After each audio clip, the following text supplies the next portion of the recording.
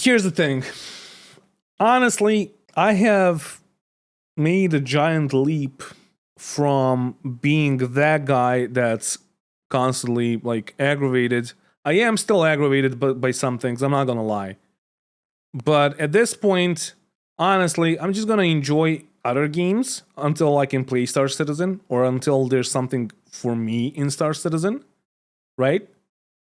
And if you don't, it's the same with, like, I don't know, content creators. It's the same with movies. If you don't like it, don't play it. Don't watch it. Don't whatever.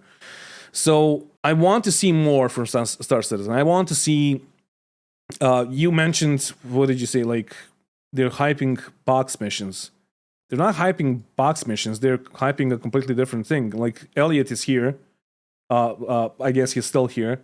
The lead designer of the mission team, and he can tell you He can tell you like how much complex those missions are gonna be, and like much more complex than what we have right now, and how they're gonna play out and all of that. So look, instead of being grumpy, and that's like why I'm turning like a completely new page in my life. Instead of being like grumpy all of the time, yeah, it's modular so we can scale them and make them more complex. Exactly, Elliot. So they're gonna be more complex, Shane. Like they're gonna be. You're gonna start off doing something, and then some other things are gonna occur, and you're gonna be doing something else. And it's not just gonna be a box mission. It's gonna be much more than than just a single box mission. If you approach that from that perspective, oh, it's still like another box mission. So for like right now, the box missions are you go from point, you take boxes from point A, you deliver them to point B. But there's gonna be in the what's it called? In the future, there's gonna be much more to it. It's not just gonna be like fly from point A to point B and drop the box wherever. There's gonna be more things in between. And it's going to be modular. So basically, most of the times you're going to get like, there's going to be more variety because there's going to be more things that are going to occur in between those 2 points, basically. I play a lot Euro Truck Simulator, so I need cargo missions. So it's not, they won't come. It's a question of when, and we have priorities of what we need to do first. Yeah, of course. So, yeah, when questions...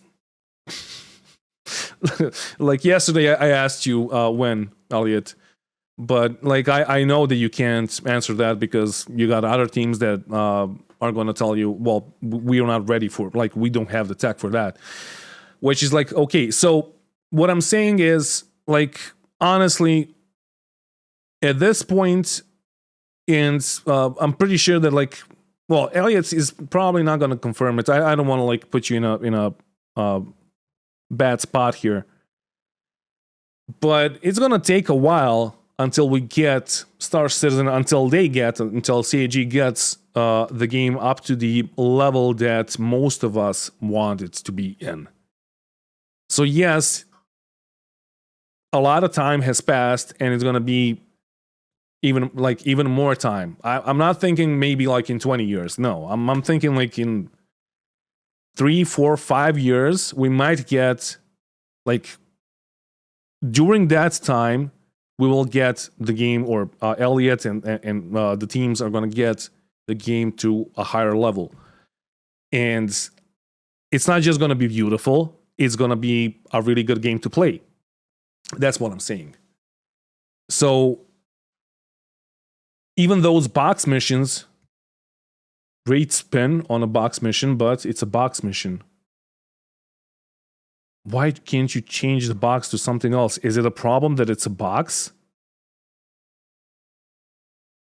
Like, come on. Like, Elliot, can you give something else instead of a box to Shane? Just like tie it to his account so he doesn't do box missions. Just like make like a milk carton so he can deliver that. I don't know, dude. The way I see it is we're polishing a really, really big diamond. Yeah, that's what I said about Star Citizen in my Should You Buy Star Citizen video for 2023. It is a diamond but it's uncut and it needs to be polished a lot. But it is like a diamond in the sand, because like the sand, I made a whole metaphor there, because like the sand is like the other games, and that's why we're all like, that's why even Shane is watching this this stream. That's why people are tuning in, because people want to play this game. Unfortunately, like, you know, what the state of the game is, right? Like, where is it right now? But at some point, yeah, it's gonna get better. I just didn't finish the sentence. So, but when we do get it there, it will be that, oh, there will be no game like it. Yeah, it's obvious. The Persian missions, you deliver a data chip. Dude, just give him like a milk carton, honestly. Are you fine with that, Shane? Is that gonna be enough for you? Like, it doesn't matter if it's a box. What I'm saying, before we continue, what I'm saying is, like, temper your expectations, but also try to view this from another perspective. And honestly, I have noticed that my perspective started changing when I started streaming. And I'm not gonna lie, I am still like a bit pissed off because of like the lack of progress or whatever. I know that they're doing a lot and they're doing some good work, but from my like stupid player's point of view, I just want to see that. I want to play in Pyro. But also, why would you want Pyro when it's not finished? But I want Pyro. Like, it's just how it is. Like, I want to play in Pyro, and that's it. But it's not finished. And then we just go into a fucking loop. But my view on things has changed since I started streaming, because I reacted to a lot of videos, and I haven't watched that many videos before I started the YouTube channel. So I saw that people have been like quoting certain stuff that is not true, that like have been pissed off because of some things that are not particularly true. And they were using like their opinions as facts, and that's never good. So I toned it down a bit. I am still like what I am. I'm still gonna keep it real, like Dave Chappelle in his show. But still, like, I'm telling you, Shane, that like, and you, Dust Till Dawn, and like the rest of you, whoever's watching, that it's gonna take a while. And honestly, 3.18, what we have right now, like, just wait for 4.0, and you'll see. Like, I'm fucking certain that it's gonna be even more broken, which is a good thing. You gotta see it as a good thing, honestly. And I don't want a white knight here, but that only means that there's gonna be a big difference between like the previous patch and 4.0. I don't know if the previous patch is going to be 3.19 or maybe they're going to continue with like 3.20, whatever. But it doesn't matter. In the end, it's going to get worse, because it's going to get worse before it gets better. That's what I'm saying. If you give the person Pyro, but it's just empty space, will he really play there? I mean, I don't know. Like, I just want to see Pyro. I want to touch the grass on the planets, honestly.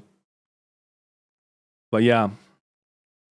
An audition for a game called Star Citizen. At this point, they knew I was obsessed with video games, and every time a game came up, they knew I was... Fuck it, I gotta stop it again. So, one more thing before I play it again, and probably stop it again, is that really pisses me off a lot. And like I saw it today in my Discord channel somewhere, I don't know where, but people are talking about spaghetti code, and it pisses me off because my dad is a programmer. I don't have anything to do with that, but I know from him and from a couple of friends that are also programmers, I know how hard it is. I know that, like, I know some people that built mods. I know some of the original developers of Squad, and like before that, they were doing the mod for Battlefield 2, which was called Project Reality, which I played for a long time. And I know that every piece of software that is basically a game, any complex piece of software, is going to have the spaghetti code. And that is like, you can't go around it. That's going to happen. So saying that something is spaghetti code and that's why it can be fixed is just like, dude, like whatever. The last IC shows that they have spaghetti code that is made different from newer missions.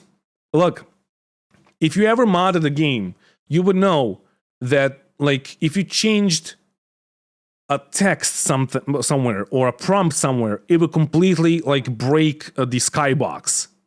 If you change the menu buttons, it breaks the weapon and you like shoot yourself in the face. So that's how like codes work. That's how like making a game works. And then in the end, you gotta find a way how to like fix all of that, of course. But like, what do you think that like they're gonna make a game where everything is gonna be like laid out completely logical? That's not how it works. Every game has spaghetti code. Every fucking single game, honestly. And I'm not like trying to defend anyone, but like that's the facts. That's how it works. That's how it works. It's not a bad thing. I was excited. And I'm gonna play it now and shut up. Voice department at the time, so they were learning too about how the games industry works. The agency you were with. Yeah, the agency, yeah. And because I was so enthusiastic, and so I was really pushing for it. I was like, any games, I really, really want to be seen for them, please. You know, when you're an actor and you have an agency, you obviously can go, I would love to do theatre, please. Shane, how do you know that? Old coders left without making a notes in system. How do you know that? Are you also working for CAG? So new designers came in and gave to sort through spaghetti code from past coders, like unraveling a garden hose. How do you know that? Maybe it happened, maybe it didn't happen. It doesn't matter. But in the end, we still have, well, 318 is being worked on, right? But like 317.5 was working. With all the bugs in it and all of that, it was still working, right? So even if that was true, why does it matter? So Elliot said, we try fixing every mission to make sure all our content works. If you find anything broken, please do an IC report and I can look into it and fix it. Yeah.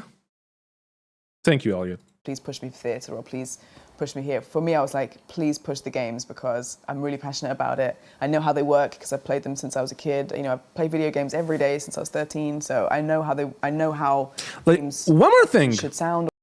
Just like realize how, like, you need to realize how passionate, and you need to respect how passionate Elliot is. Like, and I'm gonna be a peeping Tom here, Elliot. You're playing something else, but you're listening to my stream, and you're here, or Elliot is here, and trying to answer your questions, and trying to feel out the community and like check out what is you're playing Hogwarts. Yeah, I don't really see that. I see something metal, but yeah. So I still gotta play that game, honestly. But he is so passionate about this game that he is here in the chat telling you, dudes, just report it so I can fix it. He's like here to answer your questions. Why? Like, he's not. This is his off time. He's playing a game like at his house, I guess. Like, come on. He did his job. So you got to respect that. And a lot of people, I remoted into work on Christmas Eve to fix Korea. Yeah, we know that. Amazing. Honestly, like that's why I said that I love you, because you're passionate. because I'm the same when it comes to music. Like whenever there's some issue to be solved, I just go back to my studio. I mean, my studio is right here now, but before it wasn't. I go into the studio, I fix it immediately, and I finish the song or whatever. Like, it doesn't matter. I have spent New Year's Eves when my friends were like partying. I was in the studio trying to fix something so we can have a release by the date that was settled. So, I don't know if there's if everyone is CAG is like that, but like Elliot deserves all the fucking respect and all the praise. Honestly, every dev adds comments. Your thought to do it before you even work on the game. All code is buddied, which means other coders have to verify before it's submitted. Nothing goes in without comments. Yeah, so whenever I was doing, and now we're going into like whatever. We're just gonna talk about this, I guess. So whenever I was doing like arrangements, bigger arrangements with other people in music, it depends on like if I was hired as a sound engineer, or if I was hired as a producer, or if I was hired as a arranger. It doesn't matter. But sometimes I collaborated with other people, and whenever they send me like a Cubase, that's like a DAW, DAW that you use for making music. I don't know how else to explain it. So they send me a project file and nothing is labeled there. I just tell them, fuck off. Label everything, and then I can know like where everything is, and I'm gonna fix it, and that's it. So, or fix it, or continue working on whatever you were doing. So without that, and without this, what Elia just said, like there will be no game, there will be no song, or whatever. Whenever you have a collaboration, you need to have notes. Council reports that that's a joke. I've listed many reports and nothing. I talked about this yesterday on stream. You weren't there because you're only watching my streams on YouTube. I'm also streaming on Twitch. I already talked about this. Elliot was here. So you gotta understand that there are priorities. Like some bugs are not gonna get fixed. Some bugs are gonna get overlooked because, and I showed yesterday a couple of bugs that haven't been worked on that I think are serious issues.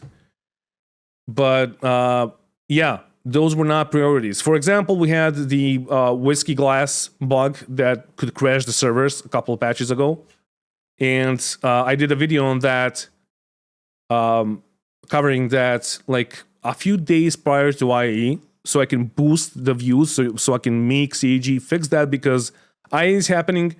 What's it called? Free fly event is happening. People are gonna come there, and the servers are gonna fucking crash because of Moabs attached to whiskey glasses, right? So that was overlooked, and that was like a bug from like 316 days, I think. But it was overlooked because it didn't seem like a threat. It was like, okay, we have that. We have like more important issues, and then once they realize that it's really like that it crashes servers, then yeah, it needs to get fixed. It's still an alpha, guys. Like, it's still an alpha. Like, you gotta you gotta understand that. The only thing that I hate is the reoccurring bugs, especially with the elevators. Honestly, like whatever bug kills you, I hate it. Because you lose all the progress that you have.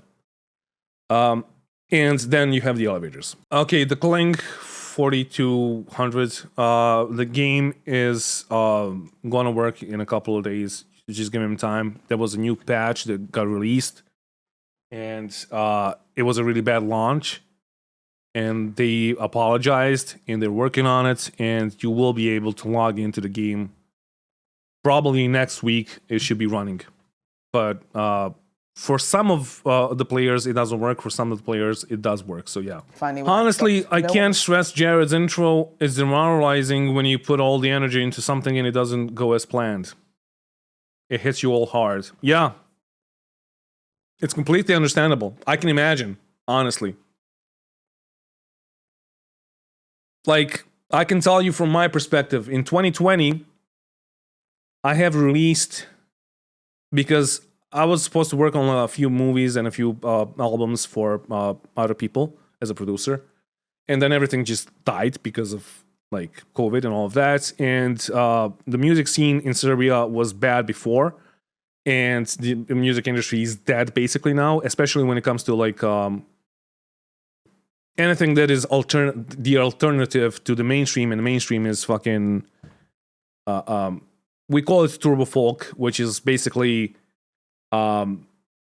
ethnic music with like nationalism in it and all of that shit, and it's gross. Like, it's fucking amazing. It's so bad that it's amazing. It's rotten to the core. But what I did in 2020, because I was locked up and I started playing Star Citizen, and in other games, I because I didn't play in a while any games because I was just working constantly, and I did 3 albums on my own, released them.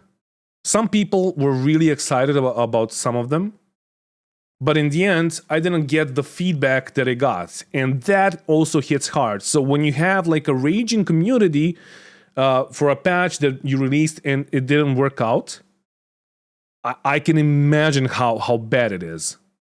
But also, if it doesn't go as planned, as you wanted it to be like big and glorious, it also like frustrates you and makes you sad, which is like completely normal. So yeah, why would we do that, Gabriel? Like, I can only speak for myself. People already perceive me as overly negative and toxic for whatever reason.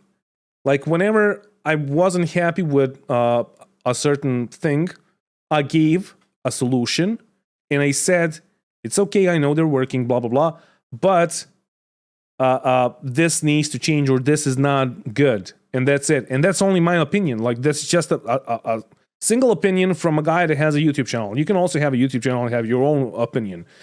Like, that's the thing. And why would I add fuel to the fire with a video that like everybody's talking about that? So people can say that I'm jumping onto a bandwagon. I don't need that bandwagon. It's fucking obvious.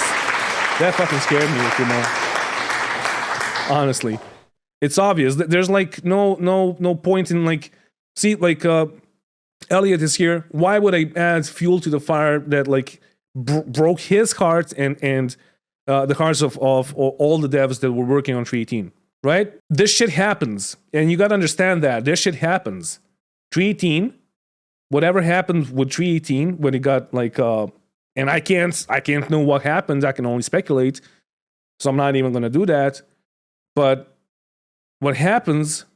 Grumpy Eye drew on me over time. At first, I thought he was negative, and I was overly positive about Star Citizen. Then I experienced the bugs, and now I can relate to a lot of stuff that Grumpy Eye said. So I talked about, like last stream, I think I talked about Squads. The Squads latest patch, or the patch prior to this one, which like came out a couple days ago. It was horrific. It was disastrous. Like, the game was borderline unplayable. And shit like that happens. Like, you can't, whenever you're running like a live service or a live alpha, an early access or whatever, that shit is gonna happen. You know what? Blizzard has been announcing Overwatch 2 for 3 years. People stopped playing Overwatch 1 because they were waiting for Overwatch 2. They released Overwatch 2 and it's unplayable for the first 2 weeks. The first week, nobody could even fucking log into the servers. Could be like a DDoS because of the high number of players trying to play it. But then the next week, servers have issues where they don't stream the players in, or the player character models. So you just see like a red ball walking around the place, headshotting you, if it's a Widowmaker or like a sniper. If you don't know what Overwatch is, it doesn't matter. So he can kill you, but you can't fucking see him. So It's Blizzard, a big fucking company. It happens. Shit like that happens.